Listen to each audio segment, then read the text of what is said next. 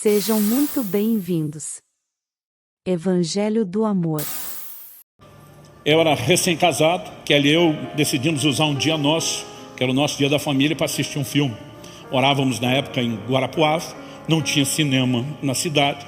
O filme que era lançado no cinema aqui em Curitiba, chegava nas locadoras, nas finadas locadoras lá, meses depois. E a gente ficava naquela espera ansiosa. Eu lembro de um filme que eu fiz uma reserva, falei, eu quero estar entre os primeiros. E o camarada me liga e diz, chegou o filme, pastor. Eu falei, estou indo buscar. Era o nosso dia de família. Eu falei, amor, vamos assistir um filme. E eu ansioso. Quando comecei a assistir o filme, falei para ela, vai acontecer isso, aconteceu. Daqui a pouco eu falei, vai acontecer aquilo, aconteceu. Vai acontecer esse outro. Ela falou, você assistiu o filme? Eu falei, não assisti. Ela falou, você não tem como saber que essas coisas vão acontecer. São reviravoltas de enredo imprevisíveis. Eu falei, pois é, mas eu acho que eu sei o filme todo. E a diversão nossa ficou comprometida ou diferente do normal, porque eu ficava dizendo, vai acontecer isso, vai acontecer aquilo, e toda a reviravolta que eu falava acontecia. Ela ficava dizendo, você assistiu o filme? Eu falei, amor, eu não assisti, não tem cinema. Você assistiu na viagem? Eu falei, eu não assisti. Ela disse, como é que você sabe o filme? Eu falei, eu não sei como é que eu sei, mas eu sei. E honestamente eu fiquei apavorado com aquilo. Eu ficava pensando comigo mesmo, premonição não tem, só um de Deus. Eu fiquei apavorado com aquilo. Um tempo depois, conversando com um camarada que era desses cinéfilos maníacos por cinema, eu falei, cara, eu tô bolado com um negócio, que eu assisti um filme, eu sabia tudo o que ia acontecer. Ele começou a rir. Eu falei, o que você está rindo? Ele falou, pastor, isso aí é um remake, é uma refilmagem de um filme antigo. Com certeza você ouviu o filme antigo. Eu falei, mas você ouviu o antigo? E ele lembrar, ele falou, não, a filmagem deu um tom tão moderno, tão diferenciado, que a estrutura de enredo é a mesma, mas o cenário não. E aí ele deu o nome do filme, eu anotei, eu fui ver, eu falei, era o filme que eu tinha visto. E aí me deu aquele ali, eu falei, agora entendi como cheguei lá. Muitas vezes nós sabemos coisas que não sabemos como sabemos. Intuição está mais ou menos aí. Mas motivação nos leva a tomar escolhas ou decisões que muitas vezes nós não sabemos por que estamos fazendo, mas estão lá. Daniel, no capítulo 2, nos conta que Nabucodonosor tem um sonho, uma visão. Ele vê uma estátua com 4 metais diferentes. A cabeça de ouro, o peito e os braços de prata, ventre de bronze. E a Bíblia diz que as pernas eram de ferro. Na visão, uma pedra era cortada sem auxílio de mãos. Ela atingia a estátua nos pés, a estátua esmiuçava, era levado pelo vento, desaparecia. E a pedra que ficava no lugar da estátua crescia, se tornava uma montanha que enchia toda a terra. Daniel tem a revelação de qual foi o sonho, que o rei não lembrava, e ele dá a interpretação. Ele diz, você é a cabeça de ouro. Babilônia foi o primeiro império de proporções mundiais. Nunca antes na história alguém dominou o mundo de então.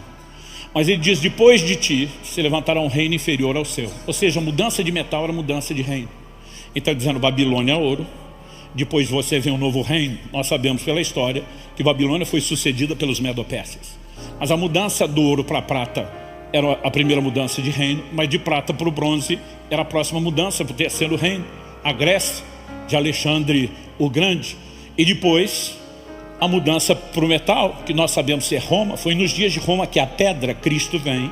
E Deus estava dizendo, eu vou dar fim nos impérios humanos, eu vou acabar com essa brincadeira, e é o meu reino que vai crescer e encher toda a terra. Esse era o significado da visão. Termina o capítulo 2, começa o 3, com qual descrição? A Bíblia diz, Nabucodonosor levantou uma estátua inteira de ouro e diz, todo mundo dobra diante dela. O que você acha que esse cara está dizendo, consciente ou inconsciente? Nem a pau que eu vou ser trocado por outro reino ou removido daqui. Talvez ele não tenha parado para pensar por que ele resolveu fazer a estátua, mas ele está reagindo àquilo. Motivações podem ser delicadas, porque nem sempre são percebidas. Agora, quando há um coração correto, a história muda. Olha comigo Gênesis capítulo 20, e vamos olhar junto dos versos 1 ao 7. O texto diz, Abraão partiu dali e foi para a terra do Negueb. Habitou entre Cádiz e Sur e morou em Gerar. Abraão dizia que Sara, mulher dele, era sua irmã. A Bíblia mostra que esse é um acordo que o patriarca firmou com a sua esposa, que eram irmãos na verdade por pai de pai. Abraão decide contar uma meia verdade, que eu prefiro chamar de meia mentira. E a Bíblia diz, então Abimeleque, rei de Gerar, mandou buscá-la. Esse então já que a irmã não é mulher, eu quero ela para mim. O texto diz assim, Deus porém veio a Abimeleque em sonhos de noite e lhe disse, você vai ser castigado com morte por causa da mulher que tomou, porque ela tem marido. Ora, Abimeleque ainda não havia se aproximado de Sara e por isso disse, Senhor, matarás até uma nação inocente? Não foi ele mesmo que me disse, é minha irmã? E também ela me disse, ele é meu irmão? Com sinceridade de coração e na minha inocência foi que eu fiz isso. Deus respondeu-lhe em sonho, Bem sei que na sinceridade de coração você fez isso. Por isso impedi que você pecasse contra mim e não permiti que você tocasse nela. Agora devolva a mulher a seu marido, pois ele é profeta, intercederá por você e você viverá. Mas se não a devolver, saiba que você certamente morrerá, você e tudo que é seu. Olha o contraste de Simão, o mágico. Simão quer fazer a coisa certa por motivos errados. Pedro tem uma revelação da parte de Deus. Então a mensagem que Pedro está trazendo agora é da parte de Deus. E diz, o seu coração não é correto, você não tem parte nem sorte no ministério. Arrepende aí para ver se rola um recomeço. Em outras palavras, está dizendo, você pode querer o que é bom, você pode querer ajudar Deus, mas Deus não quer você, porque o seu coração é errado. Agora nós temos um cara que, diferente do outro que queria fazer a coisa certa por motivos errados, está prestes a fazer a coisa errada, sem saber. Mas ele vai se envolver com uma mulher que é casada. E Deus adverte, diz, ei, não toca na mulher, ela tem marido. Ele diz, Senhor, eles me disseram que eram irmãos. Eu fiz isso na sinceridade do meu coração, eu não queria errar. Ele está planejando fazer o que é certo. Eu diz, eu sei, é justamente pela sinceridade do seu coração que eu estou aparecendo para te divertir. Agora preste atenção. Ou se devolve a mulher, o cara ora por você para abençoar a casa, ou você está lascado. A partir desse momento Deus diz, agora você é responsável por andar na luz da nova informação que eu te dei. A mesma escritura que mostra a gente querendo fazer coisa certa por motivos errados, às vezes mostra a gente que está na iminência de fazer algo errado, mas com motivos certos. E assim como Deus pode parar um intento de alguém que quer ir para o ministério por motivos errados, Ele pode parar alguém que está prestes a pecar, dizendo, ei, por causa de um coração e de uma motivação correta, eu vou salvar você. Dá para entender? Por toda a Bíblia, essas histórias estão espalhadas, esses testemunhos estão nas entrelinhas, e todo esse volume de informações não está aí à toa. Nós precisamos entender isso. A próxima pergunta, a primeira que a gente trabalhou aqui, é o que está no coração, e como muitas vezes nossos planos e decisões são afetados por motivações que nós nem percebemos. A segunda é, o que influencia o coração? Se do coração procedem as fontes da vida, e é nele que nós vamos planejar, tomar decisões, a pergunta é, o coração está unicamente debaixo da influência dos nossos pensamentos, ou ele pode ter influência externa, seja de outras pessoas ou do mundo espiritual? A Bíblia nos mostra que, embora seja o lugar onde nós fazemos os planos, tomamos decisões, por exemplo, segundo aos Coríntios 9:7, Paulo está falando de oferta, mas ele diz, cada um contribua segundo tiver proposto no coração. Ele diz, não com tristeza ou por necessidade, porque Deus ama quem dá com alegria. Ele diz, decida no seu coração e decida pelos motivos corretos.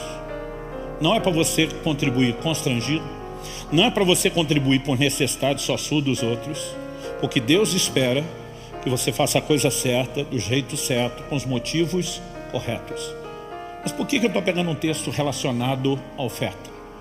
Porque a Bíblia nos fala de um outro episódio e de uma outra pessoa que deixou o seu coração ser maculado. E é muito importante que a gente entenda isso. Atos capítulo 5, versos 3 e 4, nos fala de Pedro diante de Ananias.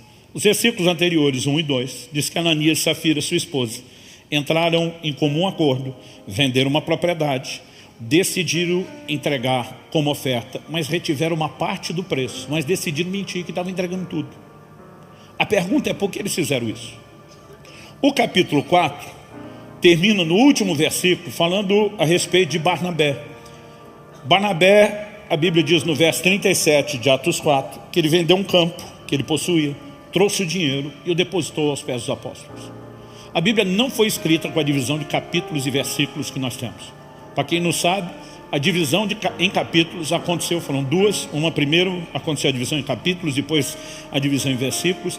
A divisão em capítulos aconteceu no ano 1200 da era cristã. A divisão em versículos, mais 300 anos depois, o Brasil já tinha sido descoberto. Essa divisão foi feita só para a gente localizar o que está onde. Mas infelizmente ela tem fragmentado nossa maneira de pensar. Às vezes a gente está lá num programa de leitura bíblica, você termina o capítulo 4 e diz, parei. E num outro dia, talvez, você vai começar o 5º, totalmente desconectado do pensamento. O capítulo 4 termina com Barnabé vendendo um campo e entregando. O verso 5 diz que Ananias e Safira também decidiram vender e entregar. Só que eles não queriam dar todo o dinheiro. Mas eles queriam, de alguma forma, o reconhecimento que talvez foi dado a Barnabé. O tipo de comentário e elogio. Barnabé, o cara, abnegado, generoso, sacrifica pelo reino, aquilo é crente de verdade. E os dois estão olhando aquilo tudo E ele se dispõe a abrir mão de uma propriedade e pagar um alto preço pela popularidade no meio cristão. Você acha que esse desejo de like, de reconhecimento é coisa atual? Eles só não tinham mídia social naquela época. Isso é do ser humano. Então agora eles decidem, então vamos agir como se a gente estivesse fazendo o que Barnabé fez, só não vão fazer exatamente o que ele fez para sobrar uma grana. E quando eles vêm trazer a oferta, o apóstolo Pedro diz, versos 3 e 4, então Pedro disse, Ananias, por que você permitiu que Satanás enchesse o seu coração, para que você mentisse ao Espírito Santo, retendo parte do valor do campo? Não é verdade que conservando a propriedade seria sua? E depois de vendido o dinheiro não estaria em seu poder? Por que você decidiu fazer uma coisa dessas? Você não mentiu para os homens, mas para Deus. Então, a Bíblia não é clara se o Espírito Santo moveu a fazer aquilo ou se ele apenas se empolgou com Barnabé. Pode ser que o Deus que moveu Barnabé também o inspirou e que a gente possa estar especulando demais. Mas essas histórias não estão desconectadas, o que é um fato inquestionável. E diz o coração, que é o lugar onde se toma as decisões de contribuição. Você deixou Satanás entrar e bagunçar as coisas ali. Significa que o coração, que deve ser guardado acima de todas as coisas, porque dele procedem as fontes da vida, onde nós tomamos decisões, onde fazemos escolhas, onde nossos motivos estão lá borbulhando, quer a gente esteja consciente, quer não, pode ser influenciado pelo reino espiritual. Tanto por Deus, como pelo diabo. Quando eu olho para esse tipo de detalhe bíblico, é lógico que a responsabilidade ainda é colocada sobre Ananias. Ele simplesmente declara no versículo 4, por que você decidiu fazer uma coisa dessa? Porque a Bíblia, que nos manda guardar o coração, nos responsabiliza pelo tipo de influência que nós permitimos ter. A responsabilidade no final ainda é nossa. E é interessante que quando a gente fala que tanto Deus como o diabo e até mesmo outras pessoas podem influenciar o nosso coração, é que cada um vai nos influenciar com aquilo que é. Então, por exemplo, Filipenses 2,5 diz, tente em vós o sentimento, o mesmo sentimento que houve em Cristo Jesus. Quando eu e você nos submetemos à influência de Cristo, que subsistindo na forma de Deus, diz o texto, não teve o ser igual a Deus como ao qual deveria se prender, esvaziou-se a si mesmo, humilhou-se a si mesmo, assumiu a forma de homem, de servo, foi obediente até a morte, morte de cruz. Esse é o tipo de influência que Cristo vai produzir sobre mim e você, porque é aquilo que Ele é. Mas quando nos expomos à influência de Satanás, ele também nos influencia com aquilo que ele é. Se inscreva para receber mensagens da Palavra de Deus para seu coração. Compartilhe essa mensagem para mais vidas serem alcançadas.